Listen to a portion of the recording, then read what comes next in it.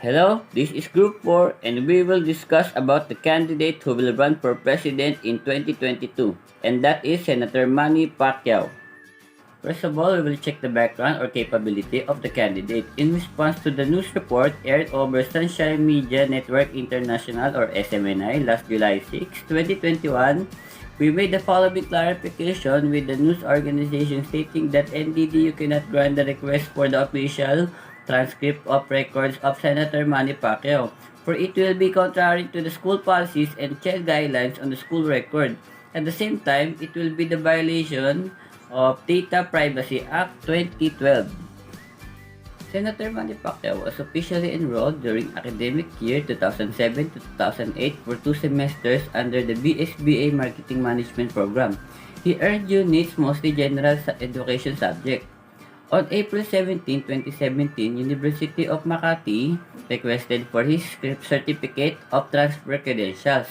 This was fully complied with on September 18, 2019. NDDU obviously did not grant Senator Manny Pacquiao a college degree. Aside of education, Pacquiao entered politics in 2010 when he was elected as a representative of Sarangani. He held this post for 6 years until he was elected and assumed office of senator in 2016. He became the president of his party, PDP Laban in 2020. The facts about Manny Pacman is that Manny Pacquiao is a Filipino professional boxer, media celebrity, and a politician who became a world famous for winning boxing titles in more weight classes than any other boxer in history. He rose from abject poverty to the pinnacle of his sport, and he also eventually became a senator in the Philippines. Now let's get the opinions and belief of other people about him. Excuse me sir, what's your name? My name is Daniel, what's up? May I ask if you are willing to vote for Pacquiao this election 2022 for president? For my opinion, Pacquiao is not capable of running a country because my belief is that he is capable of boxing or other political services but he is not capable of taking the place because of lack of experience in the law. Oh, is that so? Thank you for your opinions and beliefs. Let us try to ask another person. Hello sir, what is your name? My name's Blake bra. Okay, may I ask if you will vote for Pac-Man this 2022 election? Of course, I will vote him. Why? Even though he has lack on education, he still carries God in his back. That's why corruption for him is impossible. And he is very wealthy. That's a good opinion and belief, Mr. Blake. Thank you for your time.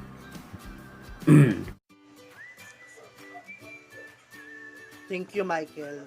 Now, another candidate who will run as president of the country, Bongbong Marcos. Now, Bongbong Marcos is strong candidate of the presidential with the people, and most of them are caravan, and the people are pushing him. Now let's go through the past of Bongbong Marcos. How is it possible to be president, or if Bongbong Marcos can't be president? This is now political background of Bongbong Marcos, why should be or not. Bongbong Marcos' first formal role in a political office came with his election as Vice Governor of Ilocos Norte 1980 to 1983. At the young age of 23, in 1983, he held a group of young Filipino leaders on a 10 days diplomatic mission to China to mark the 10th anniversary of Philippine-Chinese relations.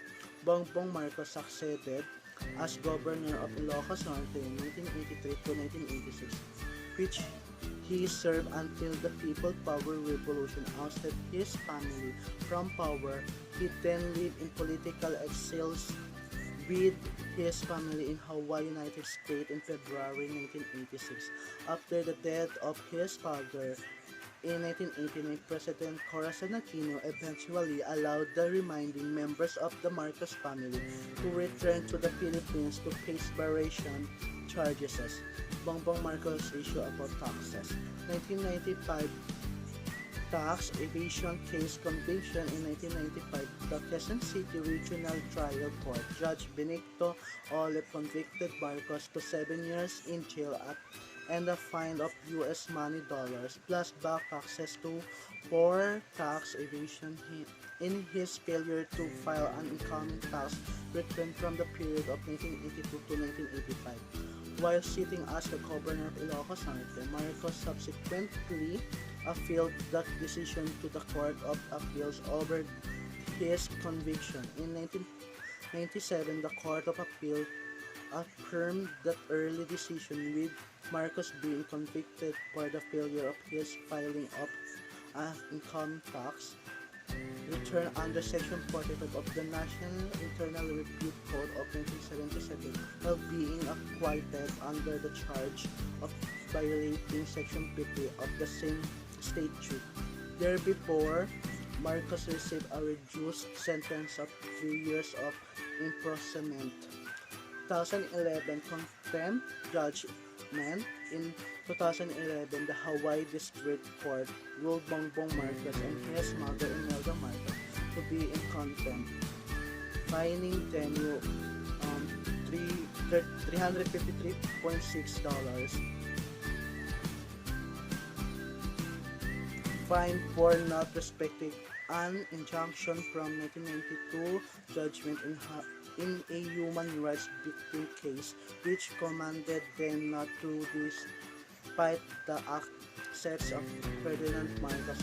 His state then ruling was upheld by the U.S. 19th Circuit Court of Appeal on October 24, 2012, and he is believed to be the largest contempt award ever affirmed by an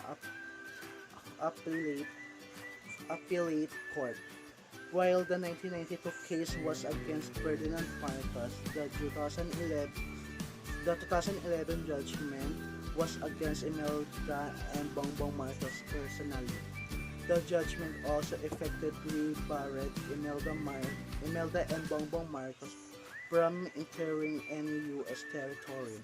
In 2015, Marcos ran for Vice President of the Philippines in the 2016 election with a difference of 2,647,000 votes.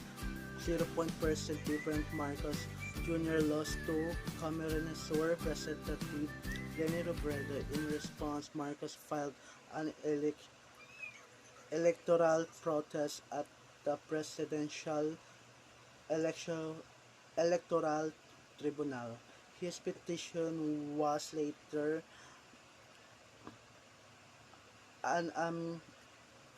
unanimously dismissed after the pilot recount of the chosen provinces of Negros Oriental, Iloilo, and Camarines Sur, which result in Robredo widening her lead even more by 15,093 additional votes.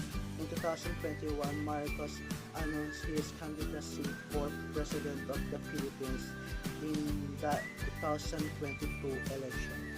Thank you, Michael. This is my report. Hi, this is Group 4 and we will discuss about the candidate who will run for President in 2022. And this is Leni Robredo. Maria Lenore, aka Leni Girona Robredo. Robredo was the wife of the late Interior Secretary Jesse Robredo. She served as the representative of the Camarines Sur 3rd District from 2013 until her inauguration as Vice President in 2016. 2016, Robredo was awarded by the Thai government for her work and advocacy in women empowerment and gender equality. She was the first of 3 children born to the Naga City Regional Trial Court Judge Antonio Girona and Salvacion Santo Tomas. Isabel in Naga, graduating from elementary school in 1978 from high school in 1982. Having passed the bar on her second attempt in 1996 and admitted in May 1997. Robredo served in the Public Attorney's Office, a role in which she often took up the defense of her cases pursued by her husband, who by then had become a mayor of Naga, From 1998 to 2008, Robredo became the coordinator of Sentro ng Alternatibong Linga Panligan, a Naga-based alternative legal support group sa Ligan's work aimed to encourage young legal professionals to take on leadership roles and involve visiting distant rural communities to provide legal service to residents who would otherwise have little or no access to such service, as well as conducting legal advocacy by proposing amendments and new laws based on the needs of these marginalized communities. In addition, Robredo founded the Lakas ng Kababaihan ng Naga Federation, an organization that provides training and livelihood opportunities for women in 1989. In 2012, Robredo was named the chairperson of the Liberal Party, and Camarines Sur. Lenny was married to Jessie Robredo, whom she met while working at the Bicol River Basin Development Program from 1987 until his death from a plane crash in 2012. Now I'm discussing about the political career. During her term in Congress, Robredo was the vice chairman of the House Committees on Good Governance, Public Accountability, and Revision of Law, and a member of 11 and other House panels. The first law Robredo authored in Congress was the Full Disclosure Policy Bill, which would have mandated all government agencies and their subunits and projects to disclose their budget and financial transactions in conspicuous manners. Concerned that the marginalized sector should not denied access to government frontliner services and public meetings based on their attire, she sponsored the Open Door Policy Act, which prohibits government offices and agencies from implementing strict dress codes.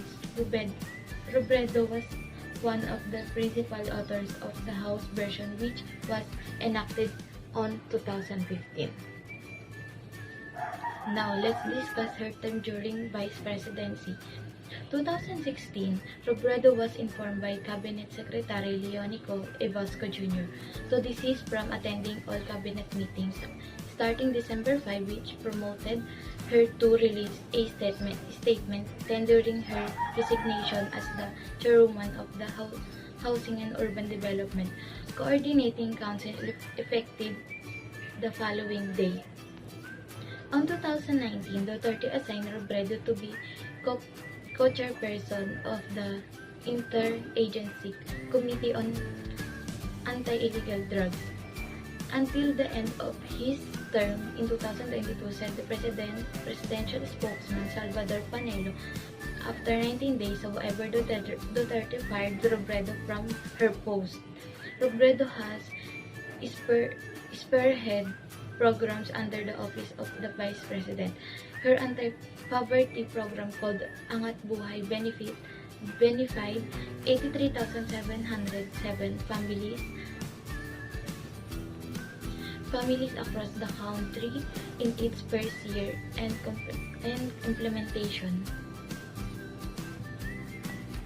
In October 2017, the Senate increased the 2018 budget of the Office of the Vice President, 20 million, which was allotted for the Vice President Angat Buhay program. In the same month, Robredo called on fellow Filipinos to remember the 165 soldiers and police who gave their lives for the liberation of Marawi City. Robredo said her office was already preparing to help in the rehabilitation of Marawi City, primarily through its flagship anti-poverty program. COVID-19 pandemic response. During the COVID-19 pandemic, the under Robredo provided free shuttle services for pandemic frontliners, workers, swab tests, and telehealth services, and raised funds for relief operations across the country. The office has also delivered 7,350 personal protective protective equipment to 9 hospitals including the San Lazaro Hospitals, the Philippines General Hospitals, and the Lung Center of the Philippines. A total of 17